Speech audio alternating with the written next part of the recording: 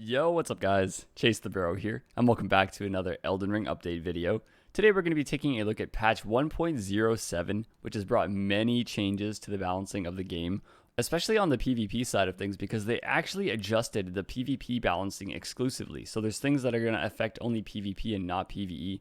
That's something I've really been hoping for, just PvP damage across the board being lowered, balancing the Ashes of War, things of that nature. So we are going to dive into this and see what they've actually changed for today.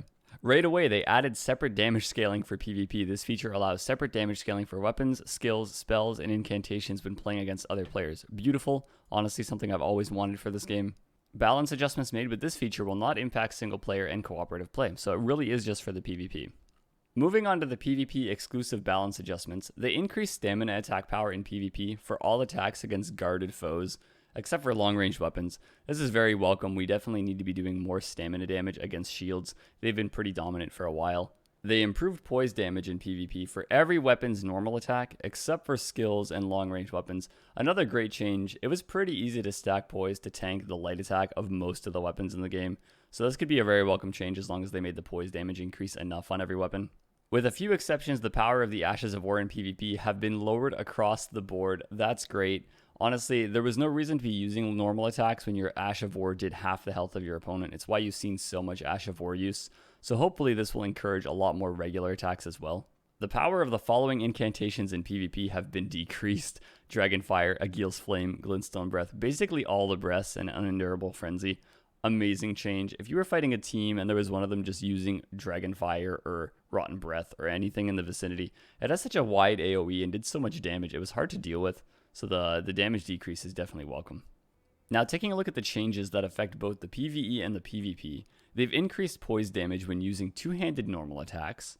They've increased the speed of some colossal sword attacks. I'm guessing things that aren't the crouch poke because that was already the dominant attack. The speed and hit detection of colossal swords crouching and rolling attacks have been decreased. That makes sense. They're trying to buff the other attacks in its kit and lower the one that was used the most. Crouch poke was definitely its strongest thing, so it needed that. They also increased the speed of some colossal weapon attacks. Definitely a good add. The colossals need a little bit of love, honestly. They decreased the recovery time for colossal swords and colossal weapons.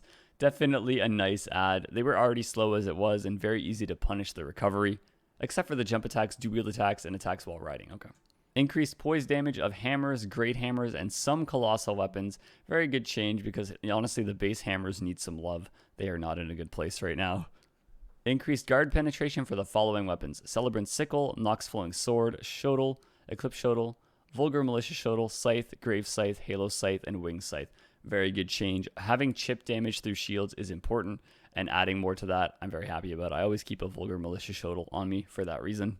The poise rating of some attacks has been increased for the following weapons: Great Swords, Colossal Swords, Curved Great Swords, Great Axes, Great Hammers, Great Spears, and Halberds. We'll definitely have to test that out to see how much of a change that is, but it's a welcome one to me. I do want my heavier weapons doing higher poise damage. Having people be able to poise trade some of the slower weapons just hurts the class so greatly, so I think this is a very welcome change. With some exceptions, poise of all armor has been increased, so they're increasing poise damage on the weapons, but they're also increasing the armor poise. Hopefully they're increasing the poise damage of the weapons more so than the armor.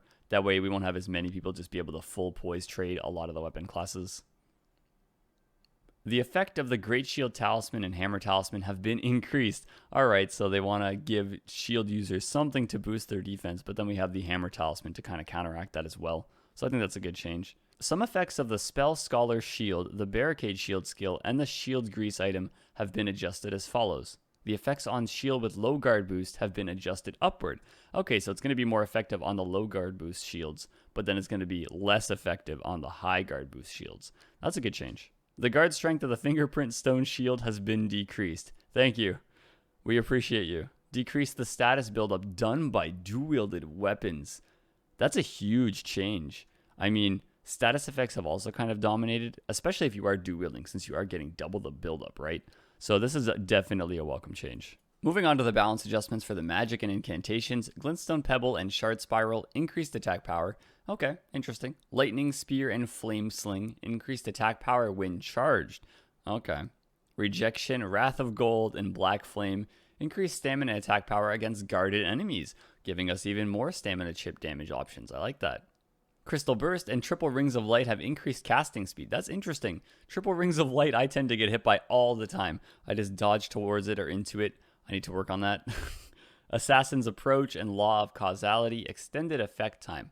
That's nice, actually. Glintstone Ice Crag, Freezing Mist, and Frozen Armament all have increased Frostbite buildup. That's interesting. They are lowering the status buildup on dual weapons, but they're giving us an increase with some spells. That's a nice balance change. Poison Mist, Poison Armament have increased poison status buildup. Welcome as well. I mean, I can't complain about that. I've never really been poisoned by the Poison Mist, so... Glintstone Arc and the following all have decreased FP consumption. I've used some of these from time to time. A lot of these aren't spells that I've used, so I don't really know their FP consumption. I'm guessing it's pretty high, though, if they are decreasing it. Glintstone Stars, Magma Shot, and Blood Boon have decreased FP consumption and increased attack power. Aspects of the Crucible Tail, Aspects of the Crucible Horn, Ancient Dragon's Lightning Spear, Fortisak's Lightning Spear, Flame Fall Upon Them, also have decreased FP consumption and increased stamina attack power against guarded enemies. They're really hitting shields this patch. I do appreciate that, though. Glintstone, Comet Shard, Comet, Cannon of Hyma, and Carrion Greatsword all get decreased FP consumption, increased attack power for Cannon of Hyma. Really, I've done some one-shots with that, so this will be interesting to try out. And stamina attack power against guarded enemies. Even more stamina damage against shielding enemies. Rancor Call and Ancient Death Rancor decreased FP consumption and extended the lifespan of all Vengeful Spirits.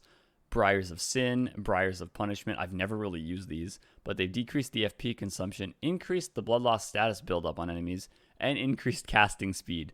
I guess they want to see this used more. I barely run into anybody using this, so they definitely need a boost. Gavel of Hyma, reduced FP and stamina consumption, increased stamina attack power against guarded enemies, and the power of the hammer portion of the attack. This is pretty powerful. I've been liking Gavel of Hyma. I used it on my last sorcery stream. But yeah, it's nice that I got a boost. Against shields especially. Shatter Earth reduces FP consumption, increases poise damage, and stamina attack power against guards. While they gave a lot of spells stamina damage. That's pretty good. Increased certain portions of the spell's hitbox and shortened recovery time. Rock Blaster reduced FP consumption, increased poise damage, and stamina attack power against guards. I'm definitely going to have to try some of these spells out against the shield to see how quickly it can guard break them. Increase certain portions of the spell's hitbox. Stars of Ruin reduced FP and stamina consumption. I guess that's fair. They made it strafable, so now it weighs pretty heavy on the stamina and FP consumption. Increased power when charged. Okay, well we can still strafe it, so it's not a huge problem. Founding Rain of Stars reduced FP and stamina consumption, shortened the time before damage is dealt, and extended the range of the Star Rain. I almost never see this, so let's see how that performs after the update. Magic Glint Blade increased poise damage, attack power, and stamina attack power against guarded enemies when charged. I love all the changes to increasing the stamina damage against enemies. Carrion Piercer reduced FP consumption, increased attack power, and stamina attack power against guarded enemies. I already loved Carrion Piercer, so yeah, increase it. That's awesome. Shorten the recovery time as well. Really? Okay. I'll have to test these out. Agile as Moonblade reduced FP consumption and increased stamina attack power, and Frostbite status buildup against guarded enemies. So it's going to do more Frostbite status buildup if your enemy is guarding with the Sword Slash portion. Okay. Gelmir's Fury reduced FP consumption and increased attack power, increased casting speed, and shortened recovery time. Adjusted the direction of the lava projectile to make it easier to hit enemies located in front of the spell, and increased the damage dealt by the first part of the spell, and greatly increased the ability to stagger enemies. This has got a huge buff. We'll definitely have to try that out. Xamar Ice Storm increased attack power and Frostbite status buildup, and increased casting speed and shortened recovery time. Yeah, you almost never saw Xamar Ice Storm. I think this is a welcome buff. I'd actually like to give a pure ice build a try, and that would be pretty fun. Shattering Crystal reduced FP and stamina consumption, increased poise damage and stamina attack power against guarding enemies, increased power when charged, and increased casting speed. That got a pretty huge buff. Crystal Release reduced FP consumption, increased poise damage, and stamina attack power against guarded enemies, increased casting speed and shortened the recovery time, increased attacking range, adjusted the poise increase time during activation. I'm definitely going to have to try out spells right after this as well. I don't know what I want to try out first, to be honest. There's so many changes. Oracle Bubble can now be used while in motion, streamlined attack range and increased attack power when charged, extended the time it takes for the bubble to burst when not charged. Okay. Damage hitbox has been adjusted to be larger against players, and reduced the number of projectiles that can appear at the same time. Great Oracle Bubble can now be used while in motion. Increased attack power, increased tracking performance, and increased stamina attack power against guarded enemies. They buff in the bubbles. Explosive Ghost Flame. Increased attack power and stamina attack power against guarded enemies. Pretty huge surprise. That's like the most common reoccurring thing in this update. More stamina attack power against guarded enemies. Increased frostbite status buildup of the explosion, and the range of the residual flame has been slightly increased. Damage detection time has been reduced. I almost never seen that as well. I'd like to see this used a little bit more. Tibia's Summons. Reduced FP consumption and increased attack power, and increased casting speed with reduced recovery time. Okay, that got a pretty big buff, actually. The increased cast speed and reduced recovery time is very nice. Discus of Light. Reduced FP and stamina consumption. Increased the range, speed, and duration of the halo. Really, it's going to have more range. That's different. And increased casting speed. So this got a pretty big buff. Not that it was a very powerful spell to begin with, but that's a nice buff for it. Radagon's Rings of Light. Reduced FP consumption and recovery time. Okay, we'll have to see how that does. Frozen Lightning Spear. Reduced FP consumption and increased the frostbite status buildup. They seem to be doing that with a lot of spells. I guess they weren't being used very often, and honestly, I never really had any trouble against these spells, so that's probably a welcome change to make them a little bit more useful. Flame of the Fell God. Reduced FP consumption and increased stamina attack power against guarded enemies. Increased attack power when charged, and shortened damage detection time of the residual fire. Whirl o' Flame. Reduced FP consumption, increased stamina attack power against guarded enemies. Okay, all the flames got that buff as well, it seems. And increased ability to stagger enemies. Even more poise damage. Okay. Burn o' Flame. Reduced FP consumption and shortened the time it takes for a flame pillar to be generated. That's a nice change. Scouring Black Flame. Increased stamina attack power against godding enemies and increased poise damage when charged. Noble Presence. Increased stamina consumption and increased stamina attack power against guarding enemies. Shortened recovery time. The shortened recovery time definitely helps a lot of these incantations out. Beast Claw. Increased the range of the shockwave. Really? Okay. Let's see how that looks. Garonk's Beast Claw. Added a hitbox to the first part of the spell. Okay. And increased the attack power when charged. By how much? We shall see, I suppose. Stone of Garonk. Reduced stamina consumption, increased attack power and stamina attack power against guarding enemies, and extended the impact area of the projectile. Okay, we'll have to watch out for that. I've been hit by that a few times. Scarlet Aeonia. Reduced FP consumption, increased attack power, poise damage, and stamina attack power against guarding enemies. Landing attack range has been increased and its recovery time decreased. That's very good. Adjusted the poise increased timing during activation. Maybe we'll see this used from time to time. I've never really seen it be super useful. It's pretty easy to punish, so maybe the recovery time will help it. Frenzied Burst. Increased poise damage and attack power when charged. I'll have to watch out for that. Howl of Shabriri. Extended the duration of the effect that increases attack power and lowers defense power. That's fair. Honestly, I don't see Howl of Shabriri used that much these days unless they're running like a full madness build. We'll see how effective that is. Inescapable Frenzy. Reduced FP and stamina consumption, shortened recovery time, and increased the grapple range. I really wonder by how much they increased the grapple range, because if you can land that a little bit more consistently, that'd be a great time.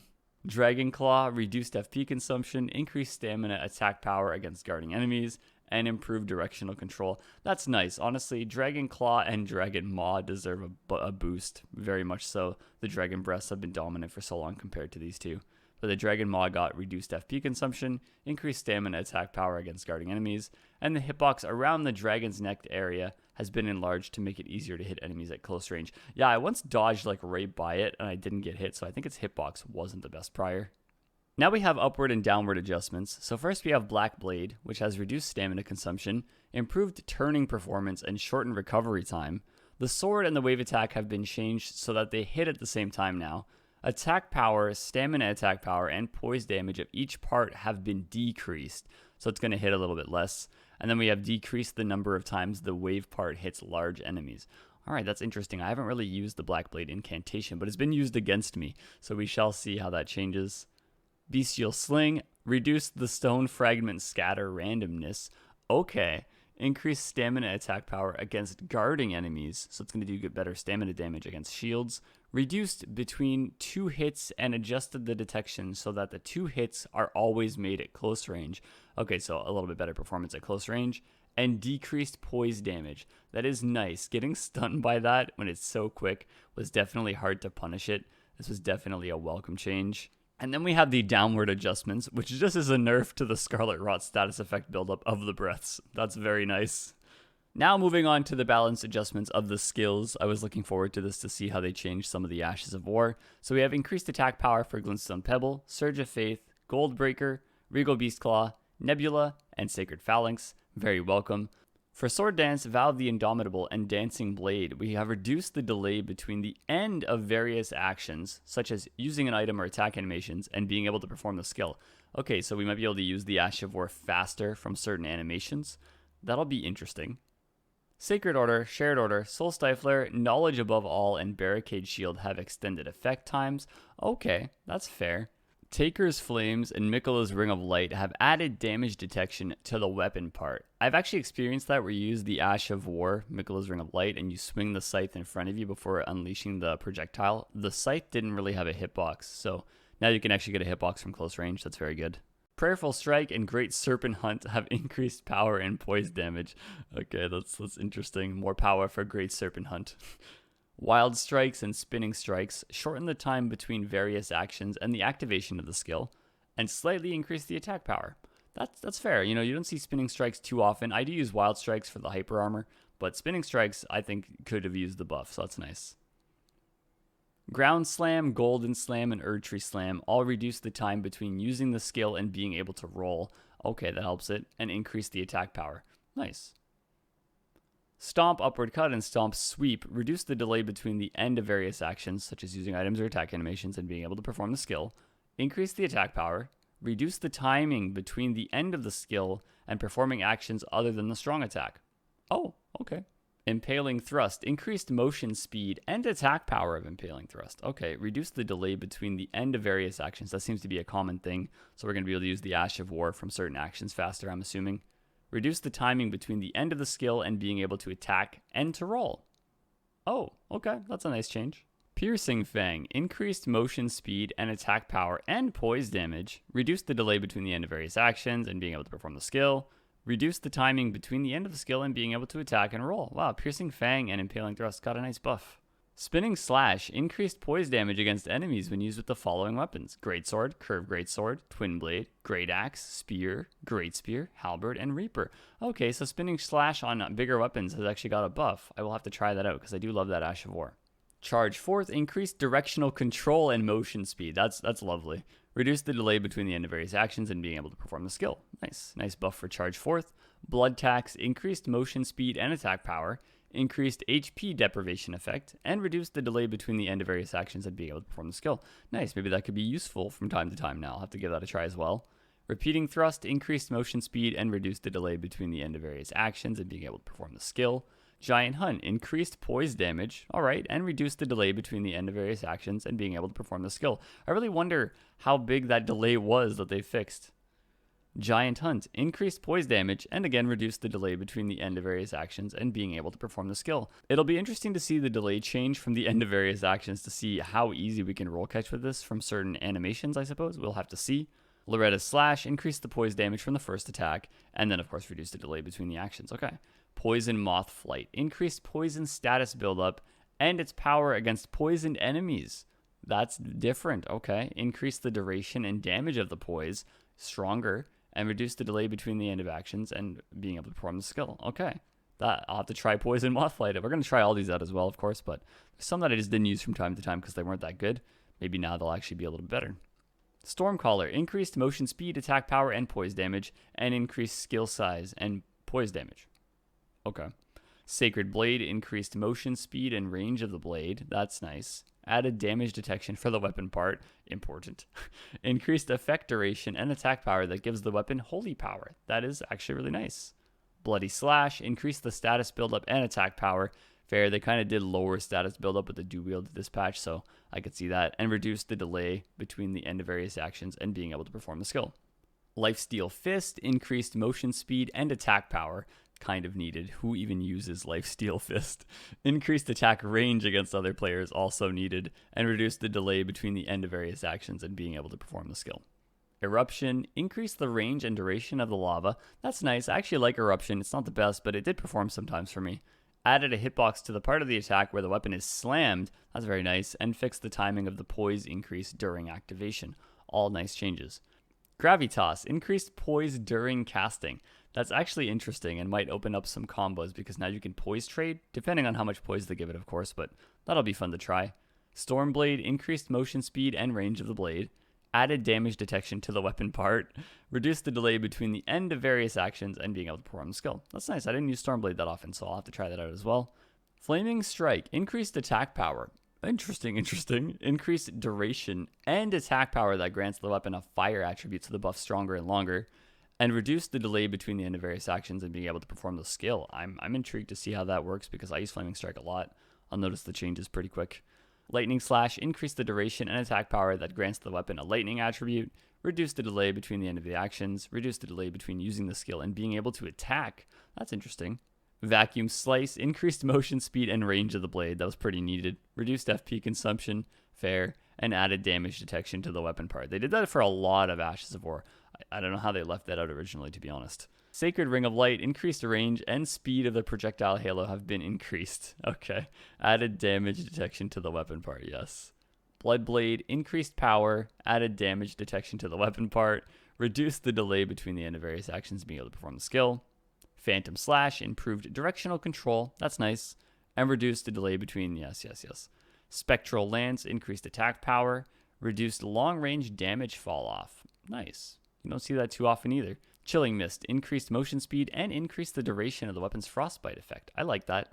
Poison Mist, same thing, increased motion speed and increased the duration of the weapon's poison effect.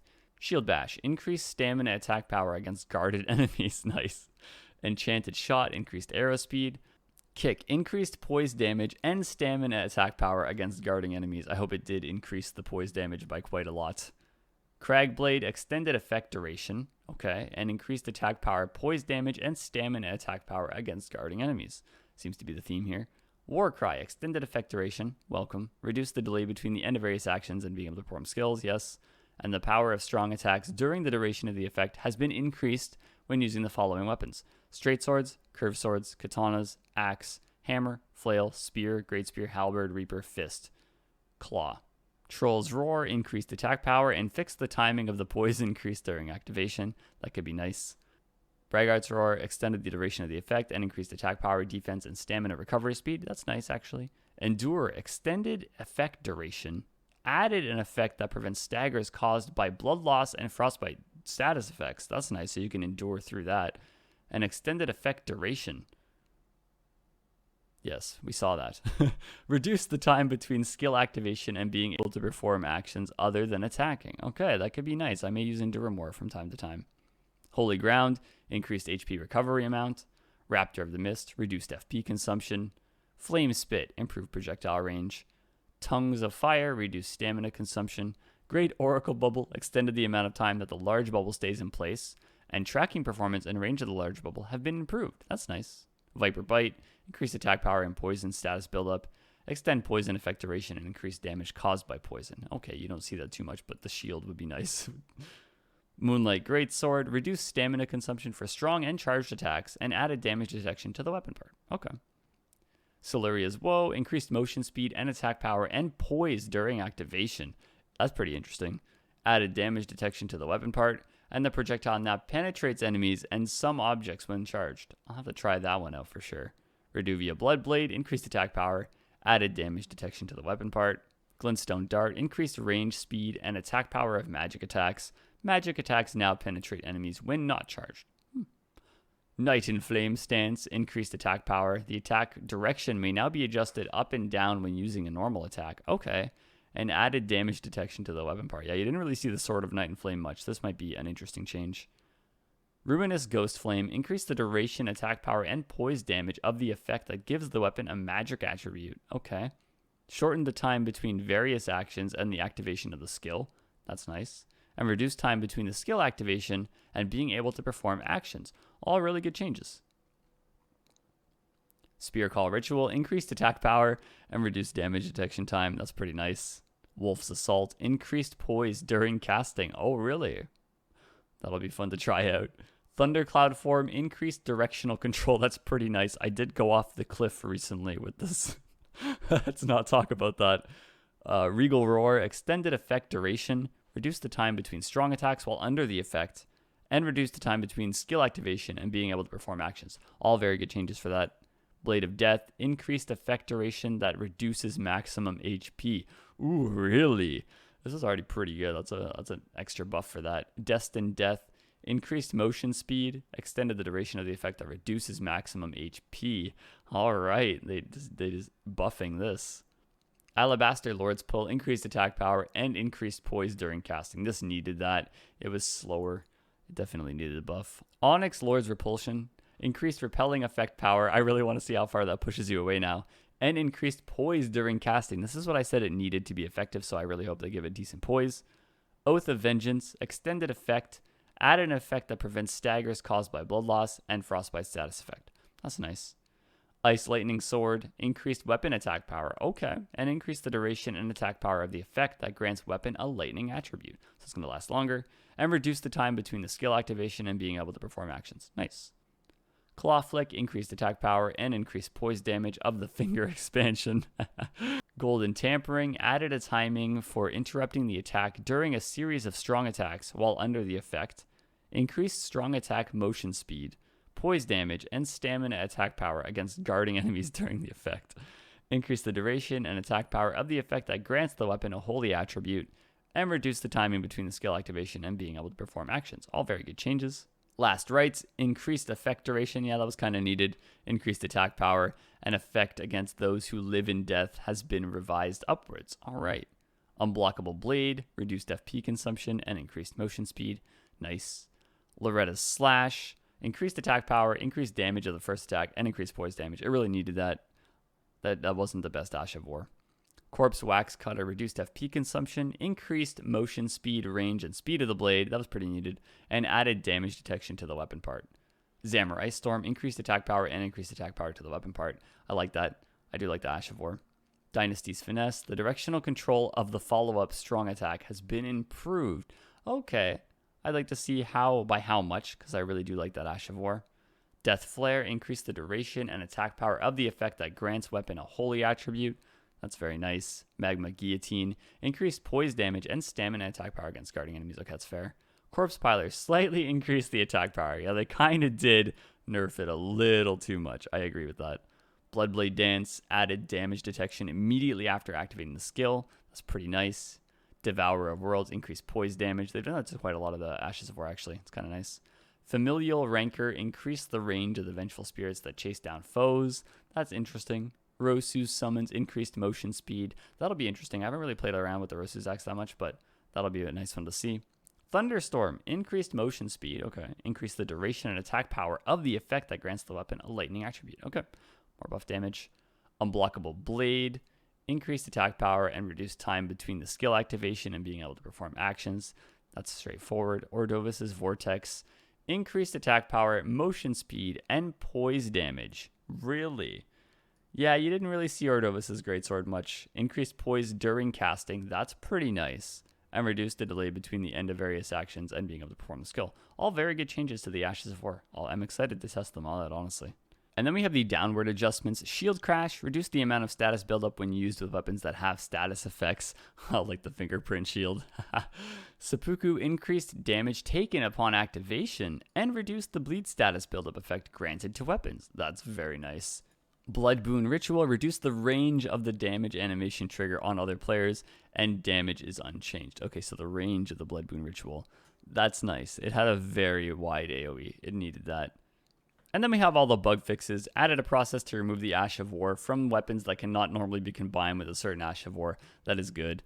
Fixed a bug that prevented users from obtaining items such as Great Runes, Crystal Tears, Cracked Pots, and Ritual Pots when the number of items in the inventory and the storage had reached the maximum limit.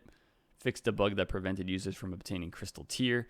If you fail to obtain a Crystal Tear, the item will be added to your inventory when moving within the vicinity of the place where you should have obtained it. Okay. Adjusted player character control when under certain damage animations. Fixed a bug that prevented charging some incantations while casting them with a left-handed Sacred Seal in midair. Fixed a bug that prevented performing a normal attack from a dash immediately after landing from a jump when the weapon is two-handed. You would not believe how often this happened to me. If you're jumping and running, sometimes it just eats your normal input. I really hope they did fix that, like they say here. Fixed a bug where various action inputs were ignored when changing weapons while moving. That's happened to me as well. I would love to see the eaten inputs get fixed. Correct the description of the Colossal Sword's physical attack attribute.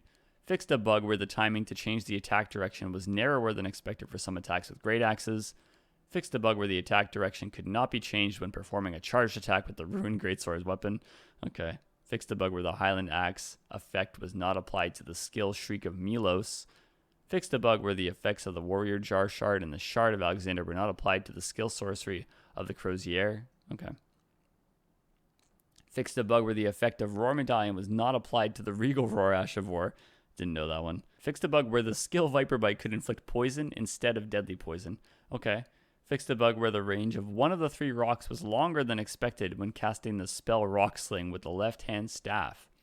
Never noticed that. Fixed a bug where recovery time after casting Beast Claw could not be shortened by magic or incantations. Okay. Fixed a bug when attacking an enemy who cannot be grabbed by the incantation Inescapable Frenzy, the attack will be repelled if the enemy is holding a shield. Oh. Fixed a bug where HP or FP could be recovered when changing equipment to certain types of armor under certain circumstances. Thankfully. I mean, recently they did get rid of the HP one, but yeah, hopefully the FP one is fully fixed now. Fixed a bug that could cause death and result in player becoming stuck in some locations. That never happened to me, but that's funny. Fixed some terrain bugs that allowed users to reach unexpected locations with certain procedures. Okay. Fixed a bug where the rendering and collision detection of some maps were different from expected. Fixed a bug where bolts fired with the hand ballista weapon missed the lock on target when the game was running at a frame rate below a certain level. Okay. Fixed a bug that could prevent online multiplayer from working properly on the PlayStation 4 and PlayStation 5 versions. That's quite the bug. Several other performance improvements and bug fixes. Well, there you have it. That is the end of patch 1.07. I honestly loved almost every change. They were all very welcome, very good. They actually added PvP exclusive balancing. That was just out of nowhere to me. So overall, amazing patch. I cannot wait to test all this out with you guys. Definitely going to upload some videos on the changes as well while I'll be testing with a friend. And of course, I'm going to stream as well and test out all the new things that we've seen here. Thank you guys so much for watching until the end. If you did, that was quite a long video. We did go through a lot of information. But until next time, this is goodbye. I will see you guys all for the next video or stream. Goodbye. Goodbye.